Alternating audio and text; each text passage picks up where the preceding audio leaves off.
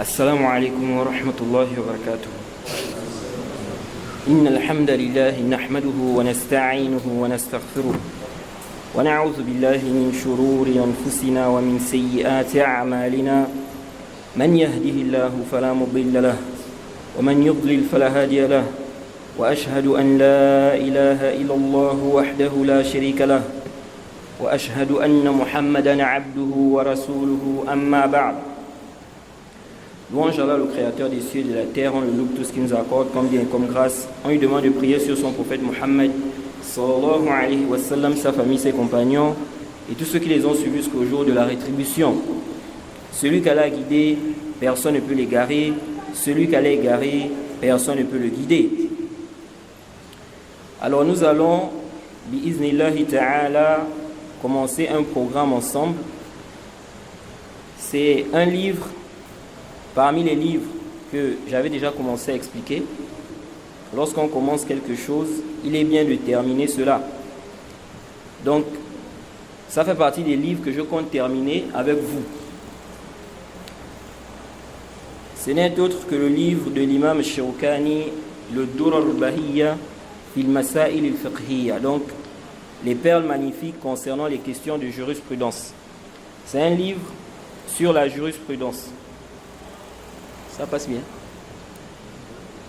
C'est un livre sur la jurisprudence. Il faut rapprocher. Donc nous allons continuer dans l'explication de ce livre. L'imam Shawkani ici nous dit Babun Salatul Jama'a, chapitre la prière en groupe. Donc on est dans le chapitre de la prière en groupe. Babun Salatul Jama'a, ou on peut aussi dire Babu Salatil Jama'a, chapitre de la prière en groupe. Il a dit Hiya min akadi sunan. Hiya min akadi sunan. Donc parlons de la prière en groupe. Il dit Hiya min akadi sunan wa tan'aqidu bithnayn. وإذا كثر الجمع كان الثواب أكثر وتصح بعد المفضول، والأولى أن يكون الإمام من الخيار ويؤم الرجل بالنساء لا العكس، والمفترض بالمتنفل والعكس، وتجب المتابعة في غير مبطل، ولا يؤم الرجل قوما هم له كارهون. Donc l'imam Shawkani nous dit ici, chapitre la prière en groupe. Elle fait partie, n'est-ce pas, des sunan fortement recommandés. Elle fait partie des sunan les plus fortement recommandés. Il dit, elle se fait à partir de 2 personnes. Donc la prière en groupe commence à partir de 2. À partir de 2, on dit qu'on est en groupe. Donc, celui qui prie seul, on ne dit pas ici qu'il est en groupe. Mais s'ils sont à partir de 2, on peut déjà avoir les récompenses de la prière en groupe. Comme le prophète Mohammed sallallahu alayhi wa sallam a dit dans le Sahih, il a dit Salatul Jama'a afdal min Salatul Fadh bi sab'in wa 20 daraja. Et dans une version bi khams wa 20 daraja, que la prière en groupe est meilleure que celle faite seule, de 27 degrés. Dans une riwaya de 25 degrés. Donc ça veut dire que si on a 2, n'est-ce pas, je ne suis pas seul. Donc on a les mérites de la prière en groupe. Parce qu'il a dit la prière en groupe est meilleure, n'est-ce pas, que celle faite seule. Donc à partir de 2 déjà, c'est la jama'a. On peut déjà faire la prière en groupe et on a les récompenses qui sont venues dans le hadith là, à partir de 2. Donc Imam Shawkani a dit Hiya min akadi sunan. La prière en groupe, est-ce qu'une obligation ou bien c'est quelque chose qui est préférable? C'est un long débat entre les savants, mais ce qui est confirmé par les preuves, c'est que c'est une obligation pour celui qui entend l'azan. Celui qui entend l'azan, il est obligatoire pour lui de se rendre à la mosquée pour prier. Parce que le prophète Mohammed sallallahu alayhi wa sallam, dans le Sahih, lorsque l'aveugle est venu vers lui, il lui a dit Hal tasma'u nida est-ce que tu entends l'appel à la prière? Et il a dit, oui. Le prophète a dit, fa'ajib, réponds, donc viens prier. Ici c'est un ordre. L'ordre implique l'obligation. Si le prophète t'ordonne quelque chose, ça veut dire que c'est obligatoire, sauf si on a une preuve qui montre le contraire. Donc, le prophète ici dit à cet aveugle-là de venir à la prière s'il entend l'azan. Donc, que dire de celui qui n'est pas aveugle? Ça montre que c'est obligatoire pour tout celui qui entend l'azan. Et celui qui entend l'azan ici, comme plusieurs savants ont expliqué, il s'agit de l'entente sans les micros. Sans quoi? Sans les micros. C'est-à-dire comme c'était à l'époque du prophète Mohammed sallallahu alayhi wa sallam. Ça veut dire quoi? Ça veut dire que si maintenant quelqu'un fait l'azan dans la mosquée avec les micros, ce n'est pas ce qu'on va prendre en compte pour dire que celui-là il entend l'azan, donc il doit obligatoirement aller à la mosquée. Non. Parce qu'avec les micros, quelqu'un qui est même très éloigné, il peut quoi? Il peut entendre. Ok? Ici, là, les gens de science ont dit on revient à ce qui était connu au temps du prophète. Au temps du prophète, à la base, on ne faisait pas l'azan dans la mosquée. On ne faisait pas l'azan dans la mosquée. On faisait l'azan dehors. Et c'est tout à fait raisonnable. Parce que le but de l'azan, c'est d'informer que c'est l'heure de la prière. Pour que les gens se préparent pour venir à la mosquée, venir prier. Donc si on fait l'azan dans la mosquée, à leur époque là, il n'y avait pas les micros. Qui va entendre ça? Vous voyez? Donc on fait l'azan dehors. Maintenant, aujourd'hui il y a les micros. Aujourd'hui on a les micros. Et il n'y a pas de mal à utiliser les micros. Parce qu'il y a des gens, ils disent non, il ne faut pas utiliser les micros là aussi. Ça, ce n'est pas vrai. Parce qu'on regarde ici le but. Le but dans l'azan. C'est quoi le but? C'est que les gens entendent l'azan et qu'ils sachent que quoi? Que c'est l'heure de la prière. Donc si on peut atteindre ce but à travers les micros ici là, il n'y a pas de problème. On peut utiliser les micros. Sauf que s'il y a coupure par exemple, et c'est ce que beaucoup de gens font, mais ça ce n'est pas correct. Par exemple, il y a coupure, il n'y a pas quoi? Il n'y a pas le courant. À ce moment-là, on doit aller faire l'azan dehors. On ne doit plus faire ça dans la mosquée. Parce que ici, là, n'est-ce pas, il n'y a pas quoi? Il n'y a pas le courant pour utiliser les micros là. Donc maintenant, qu'est-ce qu'on fait? On va dehors. Parce que le but, comme on a dit, c'est de signaler, d'informer que c'est l'heure de quoi? De la prière. Alors que si tu fais ça dans la mosquée, ce sont ceux qui sont dans la mosquée qui vont t'entendre. Donc ici, on dit l'azan. Quand on dit ici, celui qui entend l'azan, c'est obligatoire pour lui d'aller à la mosquée. Il s'agit de l'azan au temps du prophète, comme au temps du prophète. Donc, lorsque quelqu'un qui sort, il fait l'azan dehors. Est-ce que depuis chez toi là-bas, tu peux entendre ça? Si depuis chez toi, tu peux entendre ça, tu fais partie des gens qui doivent prier obligatoirement à la mosquée. Et cela, même si un jour, tu n'as pas entendu. Même si un jour, à cause du bruit, par exemple, tu n'as pas entendu. Tu rentres dans la catégorie de ceux qui entendent l'azan, n'est-ce pas? Lorsque quoi on fait l'azan. Et donc à ce moment-là, tu dois te rendre à la mosquée. Donc, qu'est-ce qu'il faut faire? Puisqu'aujourd'hui, maintenant dans les mosquées, généralement on fait l'azan avec les micros dans la mosquée. Ici on dit tu estimes, tu fais une estimation. Si quelqu'un qui a une voix portante, une voix, on va dire c'est une voix qui est normale. S'il fait l'azan, est-ce que depuis chez toi là-bas, tu peux entendre ça? Si tu peux entendre ça, ça veut dire qu'il est obligatoire pour toi de prier à la mosquée les 5 prières. Si maintenant tu ne peux pas entendre depuis chez toi là-bas, on dit que ce n'est pas obligatoire, mais c'est préférable pour toi de te rendre à la mosquée pour prier en groupe. Mais ce n'est pas une obligation. L'imam Shawkani, lui ici, il a choisi l'avis que la prière en groupe n'est pas une obligation. Il a dit hiya min akadi sunan. Ça fait partie des sunan fortement recommandés. Mais ça, ce n'est pas juste. Ensuite, il a dit, elle se forme à partir de 2 personnes, comme on a dit. Donc, à partir de 2, on dit déjà qu'on est en prière en groupe. Ensuite, il a dit quoi? Il a dit, si les personnes sont nombreuses, n'est-ce pas, la récompense est plus grande. فَإِذَا كَثُرَ الْجَمْعُ كَانَ الثَّوَابُ أَكْثَرُ. Si on est nombreux, plus on est nombreux dans la mosquée, plus la récompense est grande. Plus on a la récompense. C'est pourquoi certains gens de science ont dit qu'il est préférable de prier dans une mosquée où il y a plus de monde. qu'une mosquée où il y a moins de monde. Parce qu'on a plus de récompenses. Ensuite, il a dit quoi? Il a dit elle est valide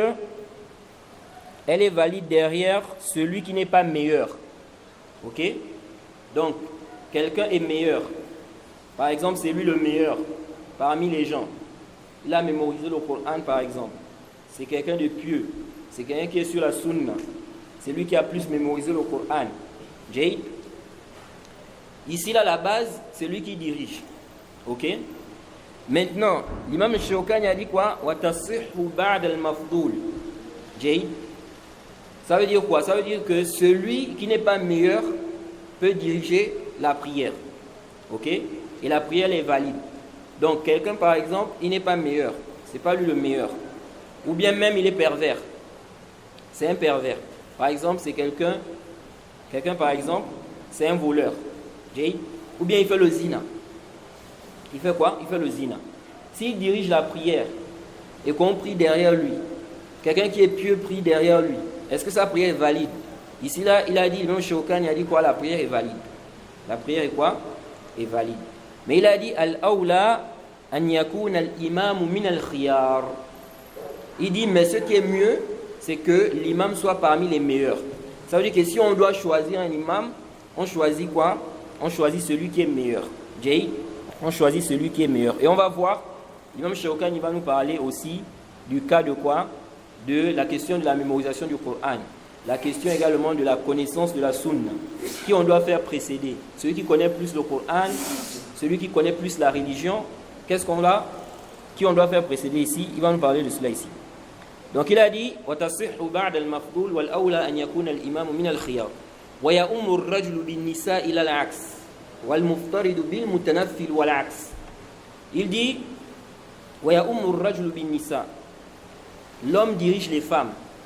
L'homme dirige les femmes. C'est connu que quoi? Que les femmes ne dirigent pas les hommes. Même si certains gens de science ont mentionné une légère divergence sur ce sujet-là, mais ce qui est sahih, ce qui est juste sans aucun doute, c'est que les femmes ne dirigent pas les hommes. Ça, ce n'était pas connu au temps du prophète Mohammed sallallahu alayhi wa sallam. Les femmes prient derrière les hommes. Les femmes ne dirigent pas les hommes. Donc il a dit وَيَا أُمُّ الرَّجُلُ بِالنِّسَاءِ إِلَى الْعَكْسِ. Il dit les hommes dirigent les femmes et non le contraire. Et non le contraire, c'est-à-dire que les femmes ne dirigent pas les hommes. Ensuite il a dit وَالْمُفْتَرِضُ بِالْمُتَنَفِّلِ وَالْعَكْسِ. وَالْمُفْتَرِضُ بِالْمُتَنَفِّلِ وَالْعَكْسِ. Il dit celui qui prie une prière obligatoire, ok, peut diriger celui qui prie une prière surrogatoire. Donc quelqu'un qui prie, par exemple, on va dire il prie Zuhr. Il peut diriger quelqu'un qui prie une prière surrogatoire. Ou bien quelqu'un est en train de prier, n'est-ce pas? On va dire la prière de Aïcha. Il peut diriger quelqu'un qui prie, par exemple, le witr. Celui qui prie une prière obligatoire peut diriger celui qui prie une prière surrogatoire. Et ça, c'est la position de la majorité des gens de science. Certains savants ont même dit qu'il y a un consensus, il y a un ijma' sur cela. Que celui qui prie une prière obligatoire, il peut diriger celui qui prie une prière surrogatoire. Mais il y a une légère divergence sur le sujet quand même. Certains gens de science ont dit non. Ils ont dit celui qui prie une prière obligatoire ne peut pas diriger celui qui prie une prière surrogatoire. Pourquoi? Ils ont dit parce que le prophète Mohammed sallallahu alayhi wa sallam, dans le Sahih al-Bukhari et le Sahih Muslim, le hadith d'Abi Huraira, le prophète a dit Innama ju'ila al-imamu liyu'tamma bihi. L'imam a été fait pour être suivi. Fala takhtalifu alayhi. Fa idha kabbara fakabbiru wa idha raka'a farka'u wa idha sajada fasjudu. Ils ont dit que le prophète Mohammed sallallahu alayhi wa sallam a dit l'imam a été fait pour être suivi. S'il fait le takbir, faites le takbir. S'il fait le ruku', faites le ruku'. Et le prophète a dit quoi? Le prophète a dit dans le hadith, ne divergez pas avec l'imam. Fala takhtalifu alayhi. Ne vous démarquez pas de lui. N'agissez pas différemment de lui. Donc ils ont dit ici, là, c'est général. Tu ne dois pas agir différemment de l'imam. Tu ne dois pas ici te démarquer de l'imam. Même dans l'intention. Donc, comme l'imam, son intention, c'est la prière obligatoire, toi, tu dois aussi avoir la même intention. Tu ne dois pas avoir une intention, tu es en train de prier la prière surrogatoire. Mais ça, ce n'est pas un avis qui est sahih. L'avis qui est juste, sans aucun doute, c'est quoi? C'est que celui qui prie une prière surrogatoire peut prier une prière, n'est-ce pas? Il peut prier cette prière-là derrière celui qui prie une prière obligatoire. Celui qui prie une prière surrogatoire peut prier derrière celui qui prie une prière obligatoire. Parmi les preuves qui montrent cela, c'est venu dans le Sahih Muslim, le hadith d'Abi Dharr. Le hadith d'Abi Dharr, où il nous dit que le prophète Mohammed sallallahu alayhi wa sallam lui a dit Kayfa anta idha kana alayka al-umara yu'akhiruna as-salata an waqtiha. Le prophète lui a dit, le prophète Mohammed sallallahu alayhi wa sallam lui a dit, comment vas-tu te comporter si tu as des dirigeants, donc des gens qui dirigent, les dirigeants, les gouverneurs, qui retardent la prière de son temps. Vous voyez, à l'époque, avant, c'était les gouverneurs qui dirigeaient les prières. C'était les dirigeants qui dirigeaient les prières. C'est pourquoi vous allez voir que dans les livres de croyance même, on dit quoi? On dit qu'on doit prier derrière le dirigeant, derrière le gouverneur, même s'il est pervers. Pourquoi? Parce qu'à l'époque, n'est-ce pas, c'était les gouverneurs qui dirigeaient les prières. La prière de Eid, la prière de Jumu'ah comme ça. Jusqu'à ce que le temps, n'est-ce pas, est passé, beaucoup de dirigeants, de gouverneurs, n'est-ce pas, beaucoup se sont concentrés sur la dunya. Ce qui a fait que, aujourd'hui, beaucoup de gouverneurs ne s'occupent pas du fait de diriger la prière. Mais ils font quoi? Parfois, ils nomment des imams aussi. Parfois, ils nomment des imams. Mais sinon, vous allez voir que beaucoup de gouverneurs, au niveau de la religion, ils n'ont pas vraiment une connaissance de la religion. Ils n'ont pas vraiment une connaissance de quoi? De la religion. Une bonne connaissance de la religion. Donc, ici le prophète a dit Kayfa anta idha kana alayka umara yu'akhiruna as-salata an waqtiha. Comment tu vas te comporter si tu as des gouverneurs qui retardent la prière de son temps? Et le prophète Mohammed sallallahu alayhi wa sallam a orienté Abi Dharr. Donc, qu'est-ce que tu vas m'ordonner de faire à ce moment-là? Et le prophète Mohammed sallallahu alayhi wa sallam lui a dit Salli salat li waqtiha. Prie à l'heure. Donc, si tu es dans une situation où les gouverneurs, ou ceux qui dirigent, pas seulement les gouverneurs, ça peut être aussi ceux qui dirigent, les imams, ils ne prient pas à l'heure. Donc, ils sont en train de retarder l'heure de la prière. Et ici, là, retarder l'heure de la prière, qu'est-ce que ça veut dire? Parce que la prière, il y a un début, il y a une fin. La prière a un début, ça a une fin. Par exemple, la prière de Fajr. La prière de Fajr, c'est lorsque quoi? C'est lorsque l'aube rentre. C'est le début de Fajr. À quel moment Fajr termine? C'est lorsque le soleil se lève. Ok? Une fois le soleil s'est levé, Fajr, l'heure de Fajr est finie. Donc quand le soleil se lève là, dès qu'on voit déjà le début du cercle du soleil, c'est fini. Fajr est terminé. Tu ne peux plus prier Fajr. Mais avant ça, tu peux prier Fajr. C'est pourquoi on dit toujours ça aux imams. Souvent, il y a des masaïl, ça emmène beaucoup de conflits dans les mosquées. Les gens débattent concernant la prière de Fajr. Certains disent on n'est pas dans l'heure. D'autres disent on est dans l'heure. Il fait trop nuit. Il fait encore nuit. Ce n'est pas encore Fajr. Parce que le Fajr, c'est lorsque l'aube rentre. Donc quand on regarde du côté de l'est, au côté de l'est, parce que le soleil va se lever du côté de l'est. Ce n'est pas du côté de l'ouest. C'est pourquoi lorsqu'on cherche le Fajr, normalement, on doit chercher ça du côté de l'est. Pas partout. Parce qu'il y en a parfois, ils regardent partout. Ils ne savent pas. Ou bien ils regardent même à l'ouest. Non. Quand tu veux voir le début de Fajr, il faut aller du côté de l'est. Donc là où le soleil se lève là. Tu vas regarder là-bas. Parce que le soleil vient là-bas. Donc quand le soleil vient là, la lumière commence à venir petit à petit. La lumière du jour. Donc le début de l'aube là. Ok? Lorsqu'il y a cette lueur là qui apparaît de façon horizontale, ça prend tout l'horizon. On est rentré dans Fajr. Donc ce n'est pas la nuit. On est dans le noir complètement. Non. Donc parfois ça amène des polémiques. Certains disent que non, on n'est pas dans l'heure. D'autres disent qu'on est dans l'heure. Certains délaissent même la prière parfois à la mosquée. Parce qu'ils disent non, la mosquée ne prie pas à l'heure. Moi je dis souvent aux imams que l'heure de Fajr là, c'est quoi? Elle est longue. Ok? C'est jusqu'à ce que le soleil se lève. Comme le prophète a dit. Hatta, jusqu'à ce que le soleil se lève. Donc comme l'heure de Fajr va jusqu'à ce que le soleil se lève, mettez une heure où tout le monde sera d'accord. Il n'y a pas quelqu'un qui va venir dire qu'on n'est pas dans Fajr.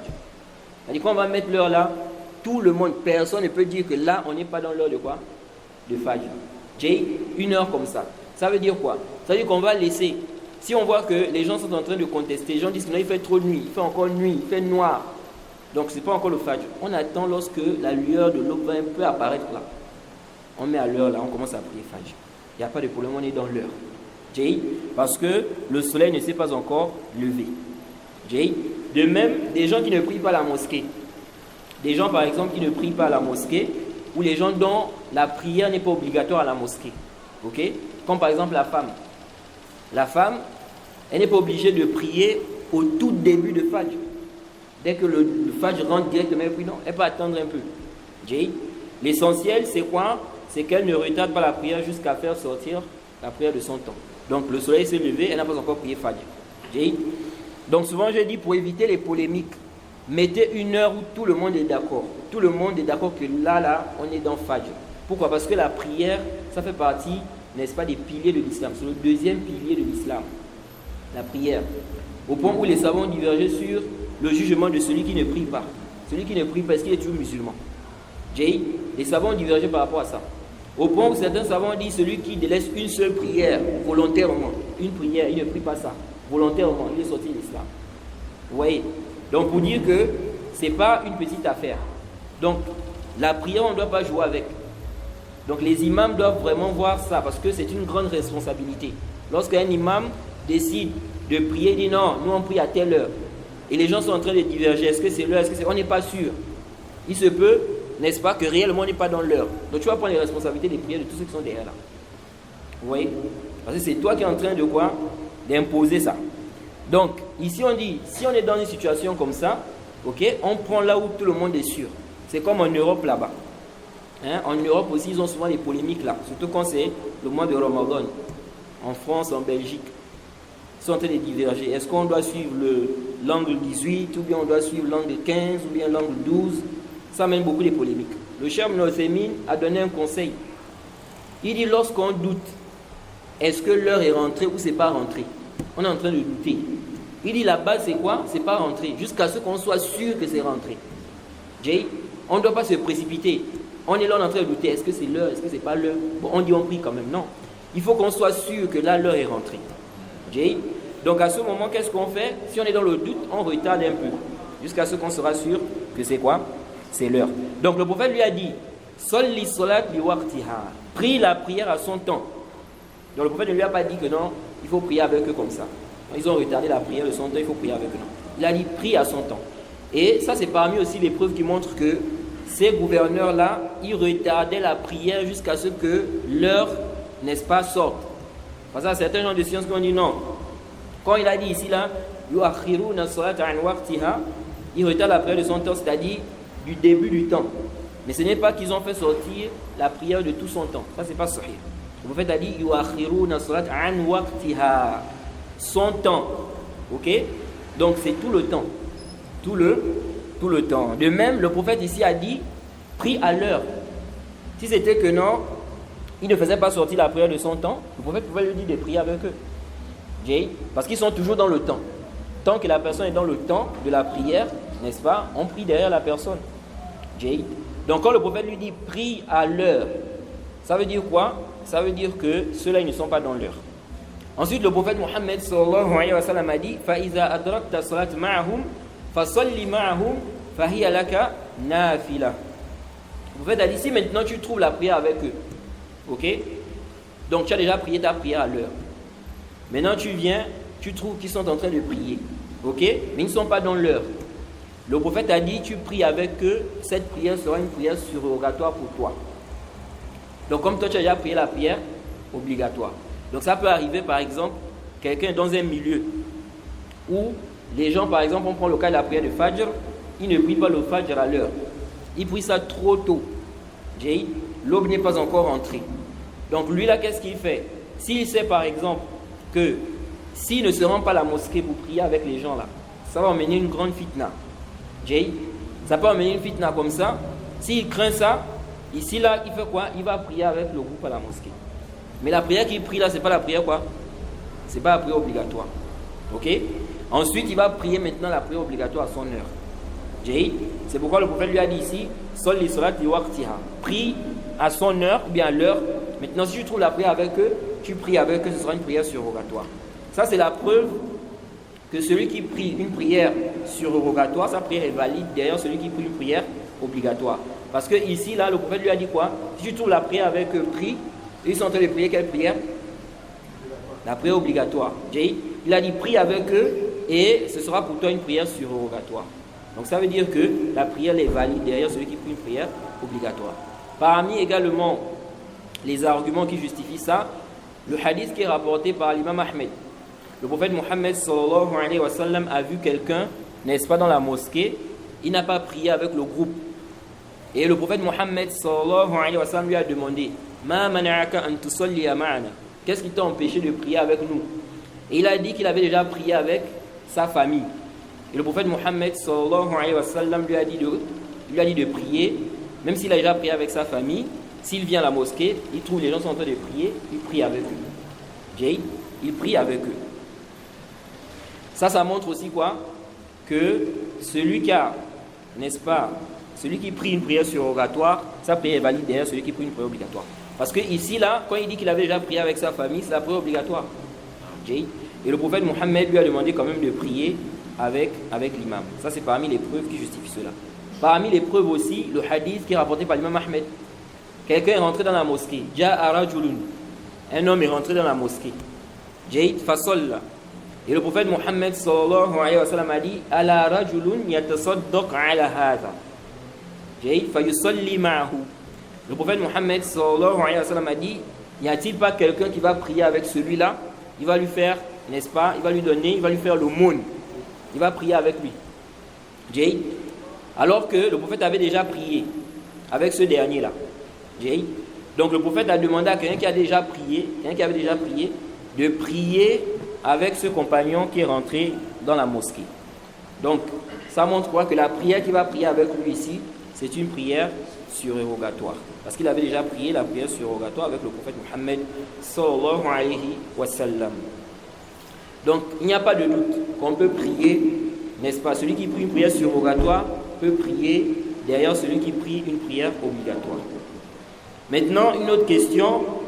Ici, l'imam Shawkani a dit quoi? L'imam Shawkani a dit وتصح بعد المفضول والأولى أن يكون الإمام من الخيار ويؤم الرجل بالنساء إلى العكس والمفترض بالمتنفل والعكس. Donc il a dit celui qui prie une prière obligatoire, n'est-ce pas, peut diriger celui qui prie une prière surrogatoire. Et le contraire aussi. Donc le contraire, c'est-à-dire celui qui prie une prière surrogatoire, il peut diriger quelqu'un qui prie une prière quoi? Obligatoire. Ok? Quelqu'un par exemple, il est en train de prier, n'est-ce pas, 2 rak'at surrogatoires dans la mosquée. Ok? Quelqu'un vient, il n'a pas prié par exemple la prière, on va dire, la prière de Zuhr. Ok? Il peut prier derrière lui. Ou bien le cas qui est souvent fréquent, le cas le plus fréquent, la prière des Tarawih. Quelqu'un arrive, il trouve que les gens sont en train de prier Tarawih. Il n'a pas encore prié par exemple la prière de Aïcha. Ok? Est-ce que lui là il peut prier derrière, n'est-ce pas, l'imam qui est en train de faire quoi? La prière de Tarawih. Parce que l'imam est en train de faire une prière qui n'est pas obligatoire. La prière de Tarawih, ce n'est pas une prière qui est quoi? Ce n'est pas une prière qui est obligatoire. Vous voyez? C'est pour cela, on rappelle souvent aux gens, les gens qui remplissent les mosquées pendant le Ramadan, quand c'est Tarawih, les mosquées sont pleines. Mais quand c'est la prière obligatoire là, vous voyez quoi? 2 rangs, 1 rang. Alors que ça c'est la prière obligatoire. Vous venez à la prière de Fajr, vous trouvez les gens sont là autour de la mosquée, ils sont en train de dormir. Ils ne viennent pas à la prière de Fajr. Mais Tarawih là, vous voyez comment tout ce monde là ils sont dans la mosquée. Vous voyez? Ça montre quoi? Ça, c'est une mauvaise compréhension de la religion. Jade, la prière des tarawih, ce n'est pas obligatoire. Et c'est même mieux à la maison. Ce qui est même juste, c'est mieux à la maison même. La prière des tarawih là. Parce que le prophète Mohammed, sallallahu alayhi wa sallam, le prophète n'a pas prié les prières des tarawih tout le mois de Ramadan à la mosquée. Il a juste prié quelques jours. Après, il a laissé. Et quand il a laissé là, les gens sont venus encore pour prier. Et il leur a dit, Sallu fi buyutikum. Ça, c'est la prière des tarawih. Il dit, priez chez vous. Fa inna khayra salati al-mar'i fi baytihi illa al-maktuba.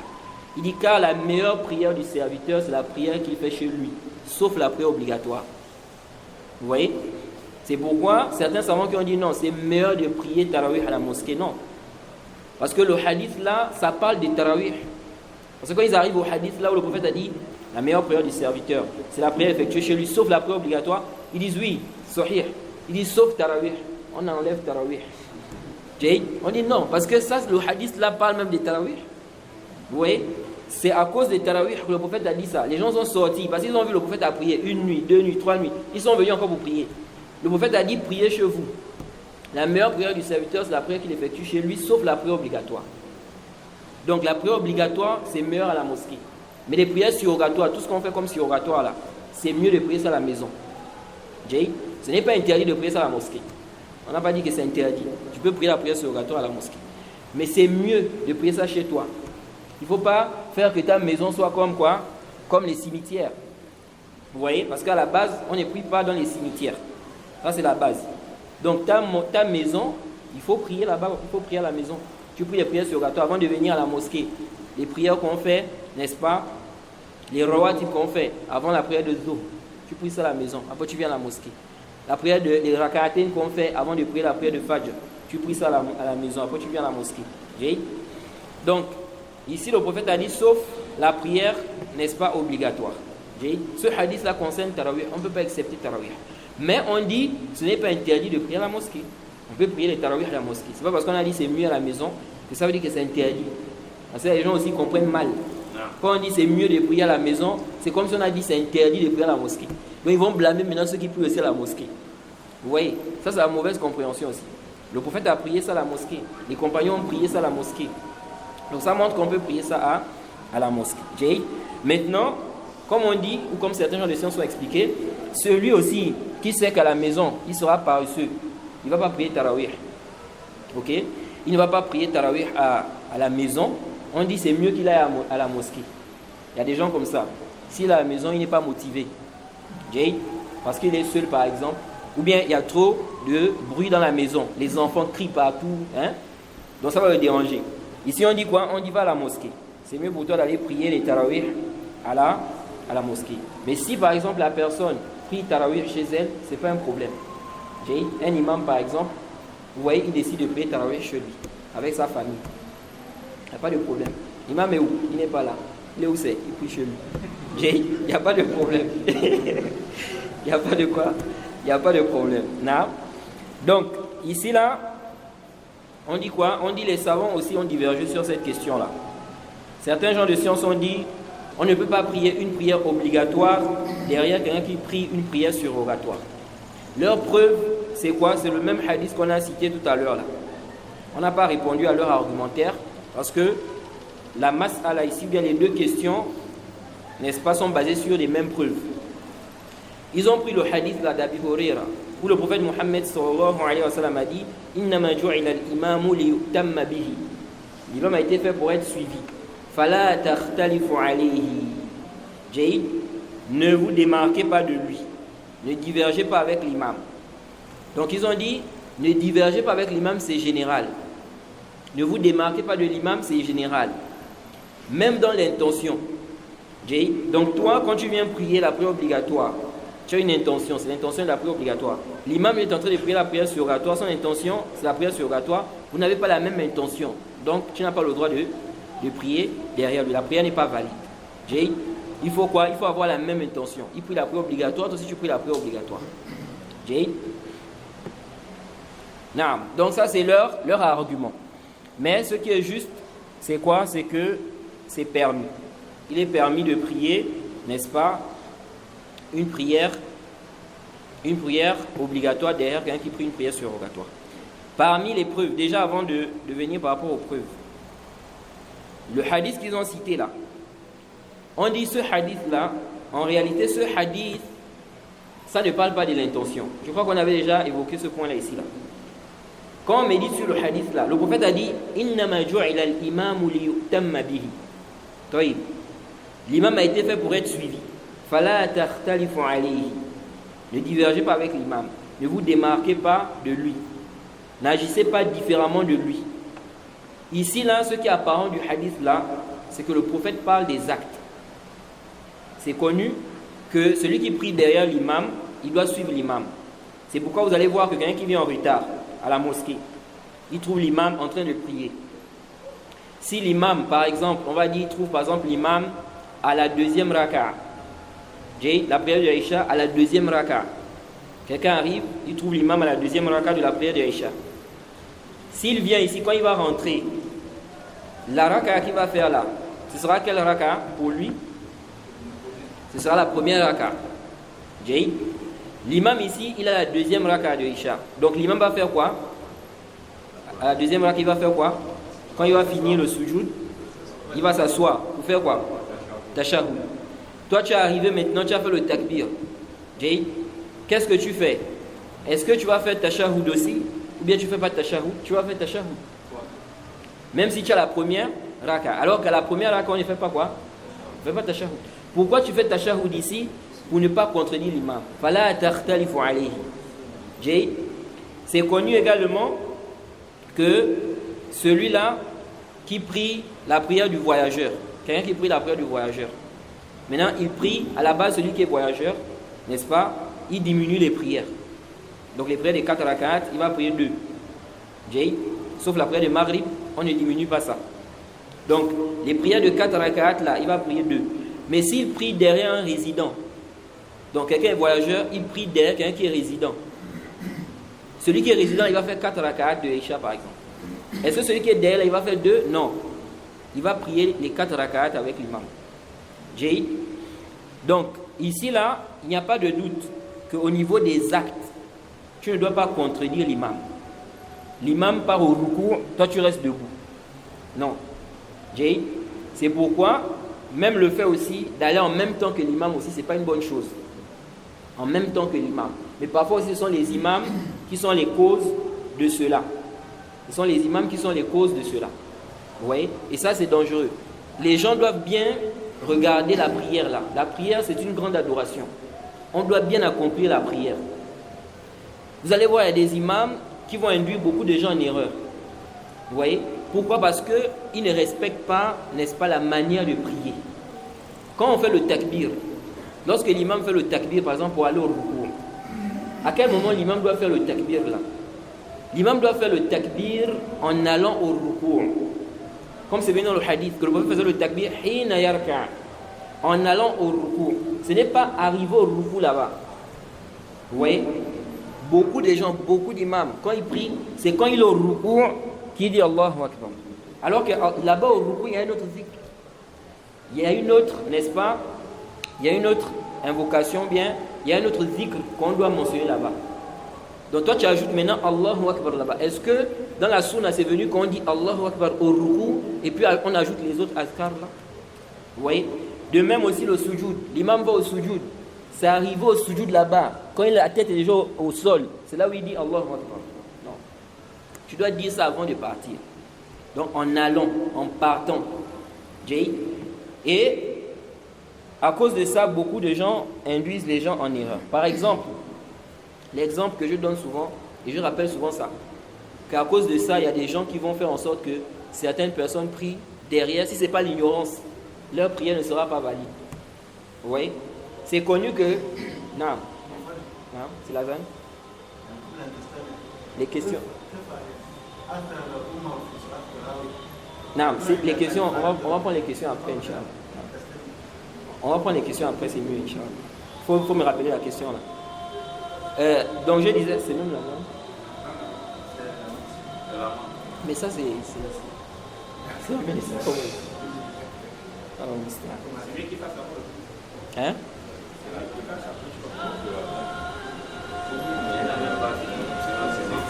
J'étais même où? Je ne sais même plus là où j'étais. J'étais où?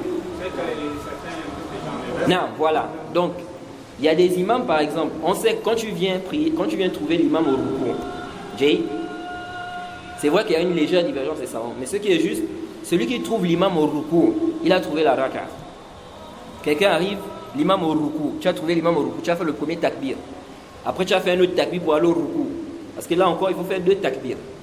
Jay, ce qui est sahih, même s'il y a une divergence, il faut faire 2 takbirs. Tu fais d'abord un takbir qui est le premier takbir qui te fait rentrer dans la prière. Après, tu fais maintenant le takbir pour aller rejoindre l'imam où c'est au rukou. Jay, c'est pourquoi celui qui fait le takbir, il fait un seul takbir. Et lui, ce qu'il a visé, c'est aller trouver l'imam au rukou là. La prière n'est pas valide. Hein. Quelqu'un maintenant, il vient, comme les gens souvent ils sont pressés là. L'imam au rukou, lui, il fait Allahu Akbar. Mais son intention, c'est le takbir qu'on fait pour trouver l'imam au rukou. Il n'est pas encore entré dans la prière. Jay, il faut que tu prennes l'intention d'entrer dans la prière. Le takbir al-ihram. C'est ce qui te fait rentrer dans la prière. Maintenant, après, tu fais un autre takbir pour aller au rukou.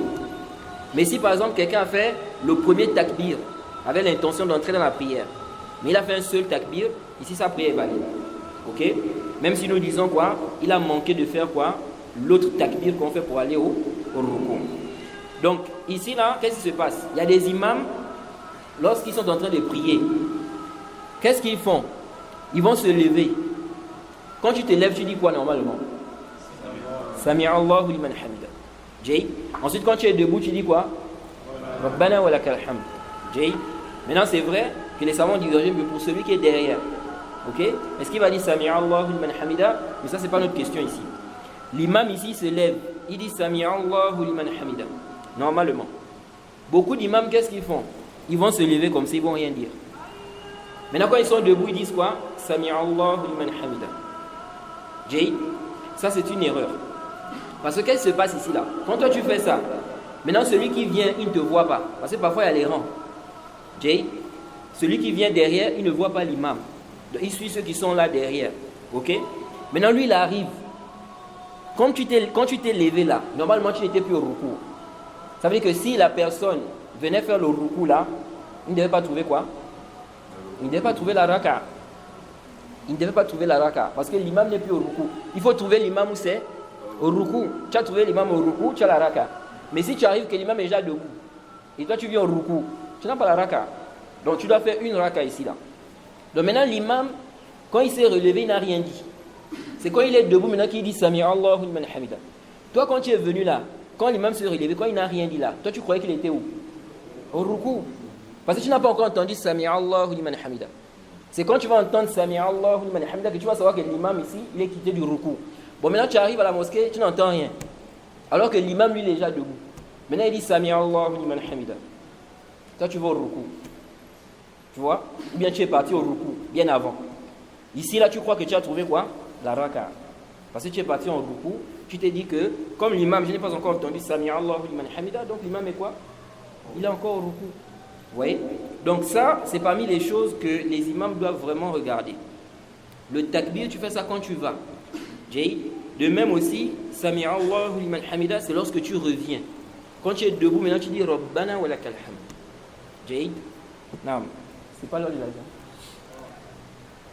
C'est à combien l'azan? Hein? C'est 40. C'est 40. Oui, on peut faire des gens. Qui fait l'azan?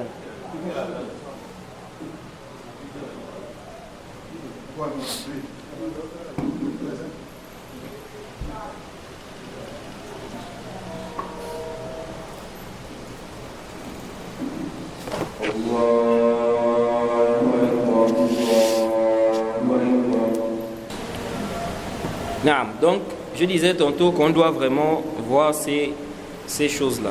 C'est très très important. Une fois j'ai prié dans une mosquée, un imam, c'est comme ça qu'il faisait. Il dit Sami'a Allahu liman hamida lorsqu'il est déjà debout. Ouais. Donc, ici là, nous disons, ce hadith, le hadith qu'ils ont cité là, quand le prophète a dit Innama ju'ila al-imamu liyutamma bihi, fala takhtalifu alayhi. Nous disons, c'est dans les af'al, c'est dans les actes. Ok? Dans les actes, tu ne dois pas contredire l'imam. L'imam au ruku, toi tu es quoi? Toi tu es debout. Jaïd, tu restes debout, lui au ruku. L'imam au sujoud, toi tu es quoi? Toi tu es debout. Donc ici là nous disons, il ne s'agit pas de l'intention. La preuve, c'est que le prophète a dit إِذَا كَبَّرَ فَكَبِّرُوا وَإِذَا رَكَعَ فَارْكَعُوا وَإِذَا سَجَدَ فَاسْجُدُوا وَإِذَا صَلَّى قَاعِدًا فَصَلُّوا قُعُودًا. Le prophète a dit, s'il fait le takbir, faites le takbir. S'il fait le ruku', faites le ruku'. S'il fait le sujoud, faites le sujoud. S'il prie assis, priez assis. Donc le zahir du hadith, c'est qu'il parle des actes. Quand il dit de ne pas, n'est-ce pas, contredire l'imam, de ne pas, n'est-ce pas, se démarquer de l'imam, ou de ne pas agir différemment de l'imam, c'est dans les actes. Ce n'est pas au niveau de quoi? Au niveau de l'intention. Et on a également des preuves qui justifient quoi? Qui justifient qu'on peut prier une prière obligatoire, d'ailleurs quelqu'un qui prie une prière surrogatoire. Mais ça, on parlera de ça la prochaine fois, bi'iznillahi ta'ala. On va citer ces arguments-là. On va d'abord s'arrêter ici pour prendre les questions. On m'a dit qu'il y a des questions. S'il y a des questions, on va essayer de prendre. Non. La prière, c'est à quelle heure? 50. Donc on a quand même un peu le temps pour prendre les questions. Hein? Ah bon? Bon, on peut ajouter même, Inch'Allah. Naam, Imam, vous avez posé une question. Naam. Naam. Lequel?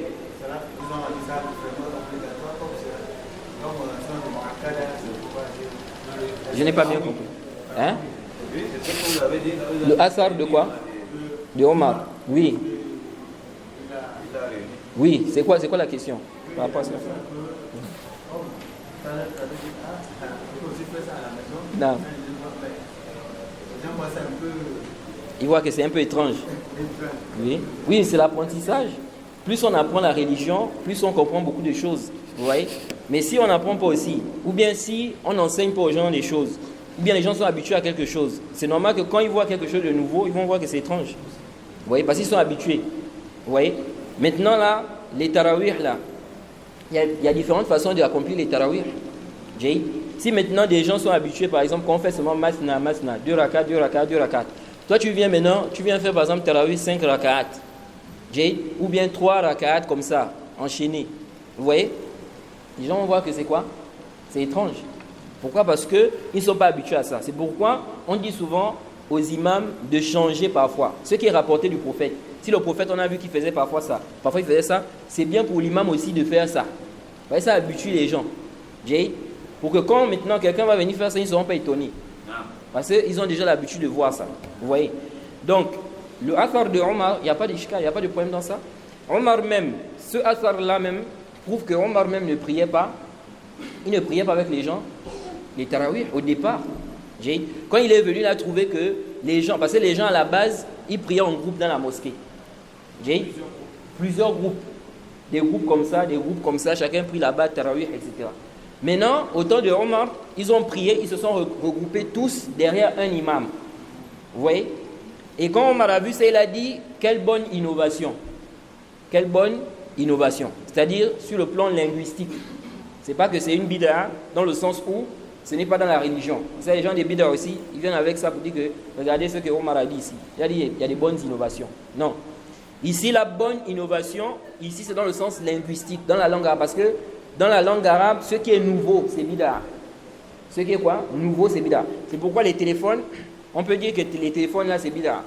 Par rapport aux époques où il n'y avait pas quoi? Les téléphones. Là, c'est nouveau. Mais ça, c'est bid'a dans la langue arabe. On dit innovation. Même dans le langage en français, on dit quoi? Ils ont innové telle chose, telle chose. Il y a des innovations qui ont été faites, etc. Donc, sur le plan linguistique, on peut parler de bid'a. Ok? Mais la bid'a qui est haram, c'est la bid'a dans quoi? Dans la religion. Parce que le prophète a dit Man ahdatha fi amrina hadha ma laysa minhu fa huwa rad. Celui qui va innover dans notre affaire, dans cette religion, ceux qui n'en font pas partie, c'est rejeté. Donc la bid'a qui est réprimandée, c'est dans la religion, pas dans les affaires de quoi?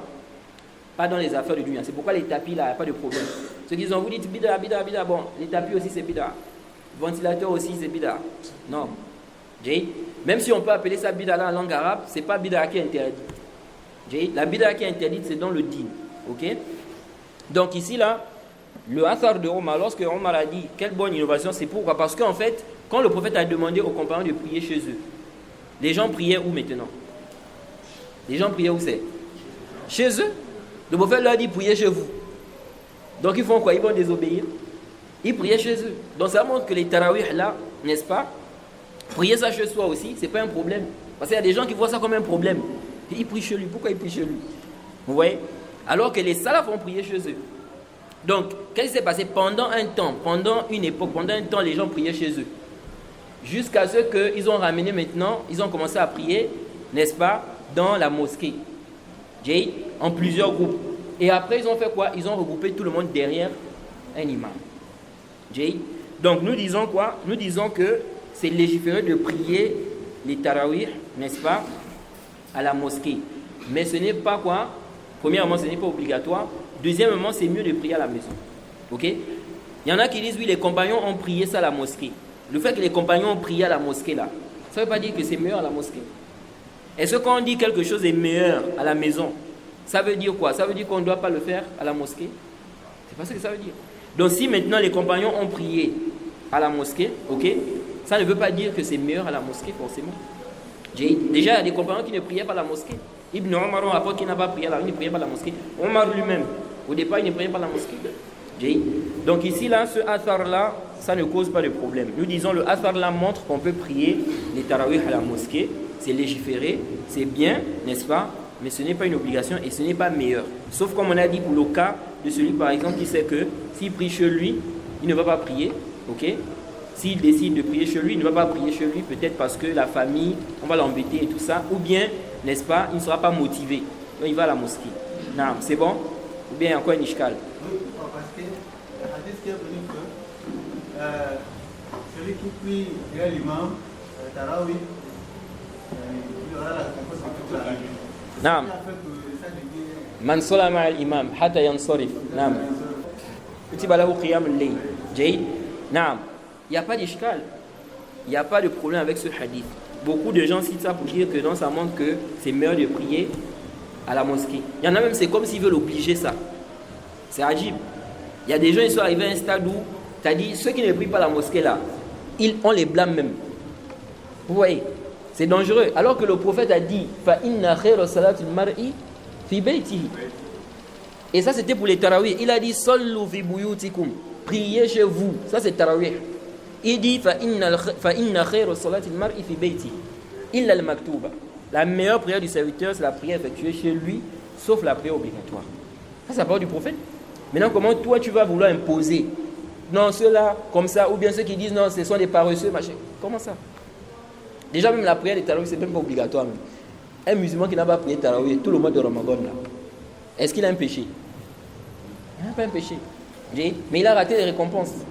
Mais ce n'est pas une obligation, ok? Donc on ne doit pas prendre la mas'ala comme si c'était quoi? On va venir faire le inkar. Ceux qui ne prient pas la mosquée, c'est comme si on vient les blâmer. Non. Il est libre. S'il veut prier à la mosquée, s'il veut il prie chez lui. Ok? Donc ici, là, quand le prophète a dit Man salla ma'al imam, celui qui prie avec l'imam, hatta yansarif, jusqu'à ce que l'imam termine, kutiba lahu qiyamul layl. Est-ce que ce hadith veut dire que c'est meilleur de prier à la mosquée? Ça ne veut pas dire ça. Ça, c'est un mérite. C'est-à-dire que le prophète est en train de parler ici d'un mérite. C'est-à-dire celui qui va prier à la mosquée avec l'imam, il a ces récompenses-là. Mais ça ne veut pas dire que celui qui prie chez lui, il n'a pas mieux. Ça ne veut pas dire ça. C'est comme la prière, n'est-ce pas, lorsqu'on parle de la prière de la femme. Ok? Le prophète Mohammed sallallahu alayhi wa sallam a dit quoi? La prière dans sa mosquée, fi masjidi hadha afdol. N'est-ce pas? La prière à la mosquée du prophète, elle est meilleure que combien? Combien de? 1000. 1000. C'est meilleur que 1000 prières dans une mosquée, en dehors de la prière de la Mecque. Ce n'est pas 1000, hein, parce que beaucoup disent 1000. Même certains savants parfois, ils disent la prière à la mosquée du prophète équivaut à 1000 prières. Ce n'est pas 1000, hein. C'est meilleur. Le prophète a dit Afdol. Afdol, min alf salat. Donc ce n'est pas que c'est 1000, non, c'est meilleur. Donc c'est plus que ça même. Donc ici, là, le prophète a dit ça. Toïb, la femme, c'est mieux pour la femme de prier chez elle ou bien prier à la mosquée? Prier chez elle. Jay, la femme, il est meilleur pour elle de prier à la maison. Et pourtant, si elle prie à la mosquée, est-ce qu'elle aura les récompenses là? Sahih, elle aura les récompenses là. Jay. Donc quand le prophète a donné les mérites là, ce n'est pas pour dire que la femme, ce qui est mieux, c'est qu'elle prie à la mosquée du prophète. Donc ici, nous disons c'est la même chose. Ici, on a donné des récompenses pour celui qui fait l'acte là. Ça ne veut pas dire que celui qui va prier chez lui, il n'aura pas quoi? Il n'aura pas des récompenses ou bien ce ne sera pas quoi? Ce n'est pas meilleur. Ok? Donc, naam. Voilà ce qu'on peut dire par rapport à ça. Une question par rapport Naam. quelqu'un qui est parti à la mer, par exemple, et la personne est dans un hôtel. Est-ce que l'hôtel est considéré comme chez lui? Bien évidemment. Qui est à l'hôtel, donc ça c'est un meilleur pour elle De prier à l'hôtel que d'aller prier à la mosquée. Naam.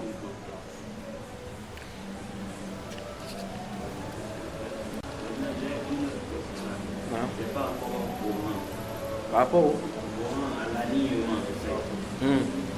J'entends souvent dans les mosquées, on dit que le prophète, bon, c'est pas même le prophète, les gens disent souvent, qu'on appelle les chevilles contre les chevilles, genou contre genou, épaule contre épaule. Est-ce que c'est une parole du prophète qui disait ça ou bien... Je n'ai pas connaissance que le prophète disait ça, mais c'est rapporté, n'est-ce pas, que quoi, qu'on colle les chevilles.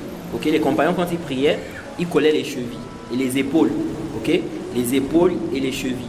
Donc c'est ce qu'il faut faire. Mais le but ici, comme on dit souvent, c'est de ne pas laisser d'espace. Il ne faut pas laisser d'espace à Shaitan. Ok? Parce que le prophète Mohammed sallallahu alayhi wa sallam a dit de ne pas laisser d'espace à Shaitan. Donc c'est ça le but. C'est-à-dire que si ce but-là est atteint, c'est bon. Ok? Si ce but-là est atteint, c'est bon. Parce qu'il y en a parfois aussi, ils exagèrent au niveau de ça. Vous voyez? Il va à tout prix, il va mettre le comment on appelle ça? La cheville, là, il va à tout prix que ça colle pour l'autre. Alors que parfois, les pieds ne sont pas quoi? C'est pas la même distance, la même pointure. Le but ici, là, si on a pu fermer, c'est bon. Khalas. On ne doit pas laisser l'espace à Shaitan. Non. Non, on va prier à 20h, Inch'Allah. À propos de l'appel. Mais après, à propos de... Lazare. Non, Lazare. Celui qui attend la prière. Ah.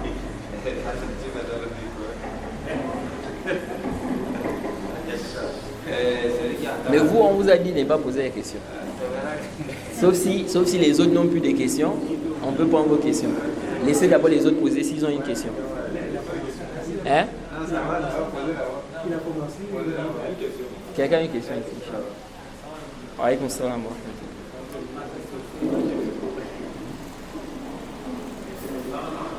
Alaykoum salam.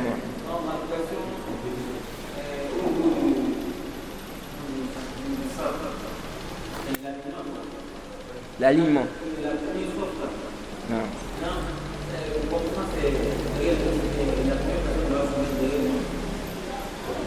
Je n'ai pas compris. Non. Non. Droite. Non.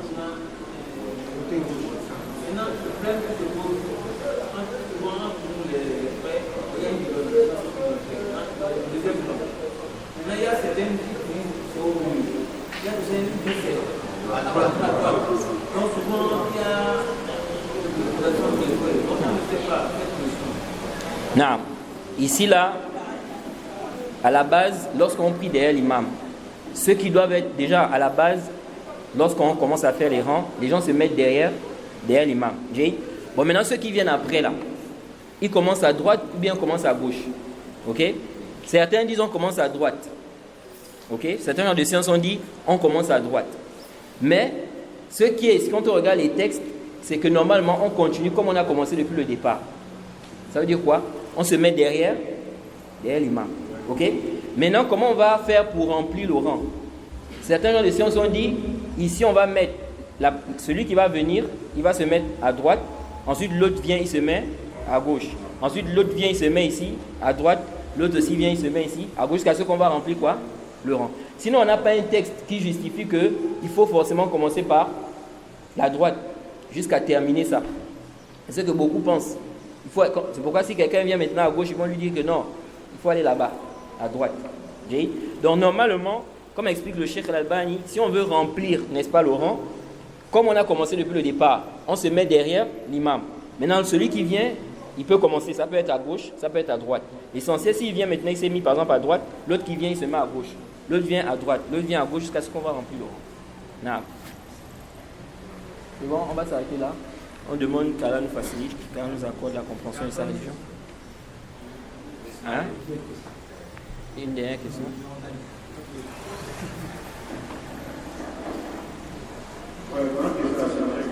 C'est par rapport à la par rapport à non. Ouais, on a souvent tendance, lorsqu'on va avoir la ligne de droite, souvent on fait un trait, ou bien on met quelque chose pour suivre le trait pour qu'on soit droit. Est-ce qu'on doit vraiment le faire ou bien ça doit se faire comme ça la France? Non, normalement on ne doit pas faire ça. Okay? La sunna, c'est pas de mettre le trait là. La sunna, n'est-ce pas? La sunna, lorsqu'on va arranger les rangs, c'est d'arranger les rangs sans mettre quoi? Sans mettre des traits. Vous voyez dans les mosquées maintenant, on a fait quoi? On a mis des, comment ils appellent ça là? Des scotch, voilà. Non, on n'a pas besoin de ça. Ça, c'était pas au temps du prophète Mohammed sallallahu alayhi wa sallam. Et on n'a pas besoin de ça. C'est pas quelque chose qui est nécessaire. Au temps du prophète, il pouvait faire ça. C'est pourquoi parmi les choses qui montrent les innovations, c'est que lorsqu'une chose au temps du prophète, on pouvait faire ça. Mais ils ont délaissé ça. Ils n'ont pas fait ça. Alors qu'ils pouvaient faire. Il n'y avait pas d'excuses, il n'y avait pas de choses qui empêchaient de faire ça. Vous faites ça après. Ça devient une innovation. Ça devient une bid'a. Parce qu'au temps du prophète, ils pouvaient faire ça. On arrangeait aussi les rangs au temps du prophète. Ils pouvaient faire quoi? Ils pouvaient tracer des traits comme ça là. Donc ici, nous disons, on ne fait pas ça. On laisse la mosquée comme ça. Maintenant, les gens vont arranger les rangs. Et ça n'empêche pas d'arranger les rangs. Il y a des mosquées où il n'y a pas ça. Par exemple, en Arabie Saoudite, pour entrer dans plein de mosquées, vous ne trouvez pas ça. Les gens arrivent à s'aligner. Vous voyez? Donc, ce n'est pas quelque chose qui va empêcher les gens de s'aligner. Non. Et peut-être... Oui.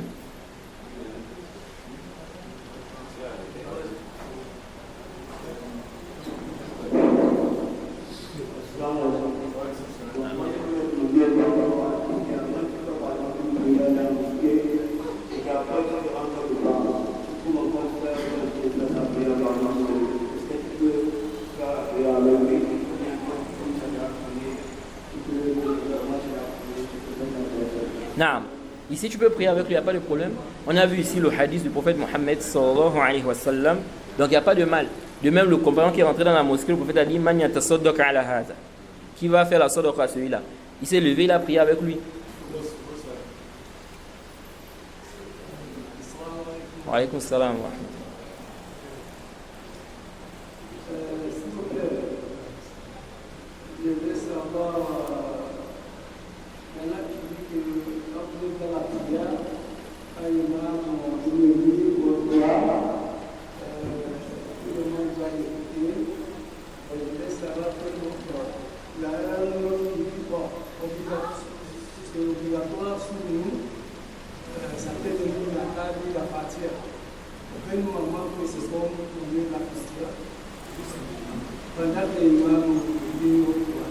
Non. Ça, c'est vraiment un sujet, un grand débat entre les savants. Parce que le prophète Mohammed, sallallahu alayhi wa sallam, qu'est-ce qu'il a dit dans le hadith de Ubad ibn Samit? Le prophète a dit La salata liman lam yaqra bi fatihatil kitab. Ok? Le prophète a dit La salata liman lam yaqra bi fatihatil kitab. Il n'y a pas de prière dans le Sahihain, Bukhari et Muslim. Il dit il n'y a pas de prière pour celui qui ne lit pas la Fatiha. De là, les savants ont divergé lorsqu'on prie derrière l'imam. L'imam lit à haute voix. Est-ce que ici, là, il est obligatoire pour toi de lire la Fatiha? Certains gens de science ont dit ceux qui sont derrière doivent lire la Fatiha. Que l'imam lise à haute voix ou pas. Ça veut dire que par exemple, la prière de Aïcha, l'imam est en train de diriger. Il est en train de lire. Ok? Toi, tu dois lire la Fatiha. Ok? Maintenant, à quel moment tu vas lire la Fatiha? Ça, c'est un débat entre eux. Certains gens de science ont dit tu le suis. Donc, quand il dit par exemple Alhamdulillahi Rabbil Alamin, toi aussi tu dis. Quand il dit Ar-Rahman Ar-Rahim, toi aussi tu dis.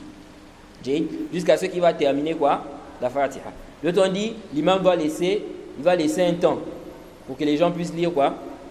La Fatiha. Oui, mais ça en réalité, ce n'est pas prouvé. qu'on laisse un temps pour lire la Fatiha.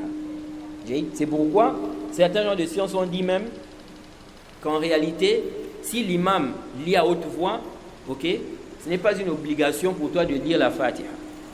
Ce n'est pas une obligation pour toi de lire la Fatiha. Pourquoi? Parce qu'ils ont dit, Allah a dit dans le Coran, wa iza quri'a al-Qur'an fastami'u lahu wa ansitu la'allakum turhamun. Si on lit, si on récite le Coran, il a dit quoi? Écoutez, écoutez, taisez-vous et écoutez, afin qu'on vous fasse miséricorde. Donc certains savants ont dit, quand tu entends le Coran, on est en train de lire le Coran, toi tu ne dois pas lire, tu dois écouter. Ok? Donc ils ont dit, quand le prophète a dit, la salata liman lam yaqra bi fatihatil kitab, il n'y a pas de prière pour celui qui ne lit pas la Fatiha. Ils ont dit ça là, c'est dans les prières où on lit à voix basse, où tu n'entends pas la récitation de l'imam. Donc les 2 dernières rakats de Isha, la dernière rakat de Maghrib, et puis les 4 rakats de Zuhr, les 4 rakats de Asr, les 2 dernières rakats de Isha, et puis la dernière rakat de Maghrib. Maintenant, les 2 rakats de Fajr, ou bien les 2 rakats de Isha, les 2 premières rakats de Isha, ou bien les 2 premières rakats de Maghrib, ici là ils ont dit, tu ne fais pas quoi? Tu ne lis pas. Tu écoutes. Donc ils ont dit, le hadith là en réalité, il est restreint par le verset là. Donc oui, il n'y a pas de prière pour celui qui ne lit pas la Fatiha. Ça c'est quoi? Ça c'est quand tu n'entends pas la récitation de l'imam. Mais si tu entends la récitation de l'imam, ici là tu dois faire quoi? Tu ne lis pas. Alors ça c'est un grand débat. C'est un grand débat. Mais moi l'avis que je suis dans cette question, c'est que ce n'est pas une obligation de lire la Fatiha si l'imam lit à haute voix. Ok? Si l'imam lit à haute voix, ce n'est pas une obligation de lire la Fatiha. C'est ce qui est rapporté de certains compagnons. Certains compagnons ne lisaient pas la Fatiha lorsque quoi? Lorsque l'imam lit à haute voix. De même aussi, nous disons le hadith là. Ils ont pris le hadith, ils ont dit que non, le prophète a dit qu'il n'y a pas de prière pour celui qui ne lit pas la Fatiha. Ce hadith, ils ont dit c'est général. Mais le hadith là a été restreint. Ça a été restreint par le cas de celui qui trouve l'imam au rukou'. Ok? Quelqu'un maintenant il a trouvé l'imam au rukou'. Est-ce qu'il a trouvé la raka? Non. La raka. Il a trouvé la raka. Pourtant il n'a pas lu quoi? Alors que le prophète a dit là, salat al-iman lam yaqra fatihatil kitab. Donc nous disons ici que ce hadith a été restreint. Donc ce n'est pas de manière absolue. Donc ça montre que sa généralité est faible. Sa généralité elle est faible. Donc on peut encore le restreindre. Donc on va restreindre ça par le verset où Allah dit, lorsque vous entendez le Coran, taisez-vous et écoutez. Donc ce n'est pas obligatoire de lire la Fatiha derrière l'imam si l'imam est à haute voix. Mais dans les prières à voix basse, ok, ici il faut forcément lire. Tu dois forcément lire, n'est-ce pas, la Fatiha. Naam. Si l'imam est rapide, tu n'as pas pu terminer. Si tu suis l'imam, je suis l'imam au rukou'. Je suis l'imam au rukou'. Tu ne restes pas là à lire, même si c'est vrai que c'est un sujet à divergence. Certains savants ont dit, tu lis, même si l'imam est parti. Nous disons non. Ici là, tu fais quoi? Tu suis l'imam. Le prophète a dit, innama ju'ila al-imamu liyutamma bihi, fala takhtalifu alayhi. Donc ici là, la Fatiha va tomber. Comme la Fatiha est tombée lorsque tu as trouvé l'imam au rukou'. Naam. Je pense que c'est la dernière question, Inch'Allah.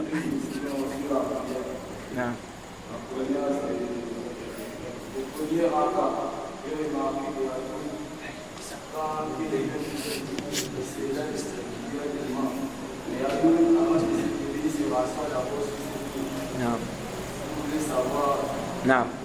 Non.